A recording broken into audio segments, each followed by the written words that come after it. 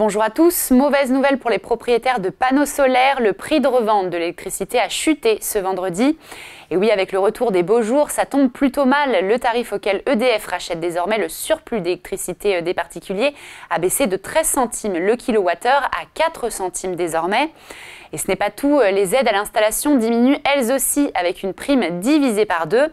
Elle passe de 240 € au lieu de 600 € pour une puissance de 3 kW crête et à 710 € au lieu de 1400 € pour 9 kW crête.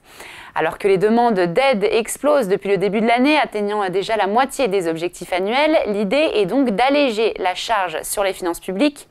Bonne nouvelle pour vous, si votre dossier complet a été déposé avant le 28 mars, vous ne serez pas concerné. Et on poursuit avec ce mouvement de boycott des produits américains qui prend de l'ampleur dans de nombreux pays et particulièrement en France. Moins de Coca, de café Starbucks ou de McDonald's, la politique de Donald Trump a des conséquences sur les géants du Made in USA.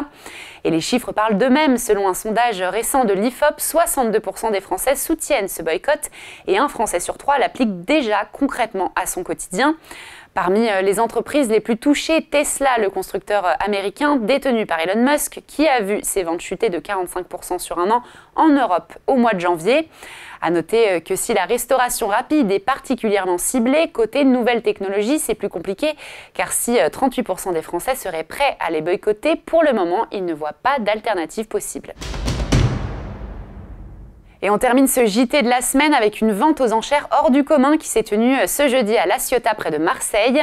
Et oui, le Stéphania, un yacht de luxe de 41 mètres de long, saisi dans une affaire de blanchiment d'argent, a trouvé preneur pour plus de 10 millions d'euros. Ce palace flottant, constitué de 5 suites et 2 jacuzzis, appartenait à un milliardaire biélorusse et avait été saisi en octobre 2023 par la justice française. Un jackpot qui en fait la plus grosse vente de l'histoire réalisée au profit de l'État qui récupère directement cette somme. Ce yacht rejoint désormais la longue liste des biens confisqués par la justice pour un montant total qui s'élevait en 2024 à 244 millions d'euros, dont 160 injectés directement dans les caisses de l'État. Et voilà, Parlons Cash l'hebdo, c'est fini. On se retrouve la semaine prochaine sur Boursorama.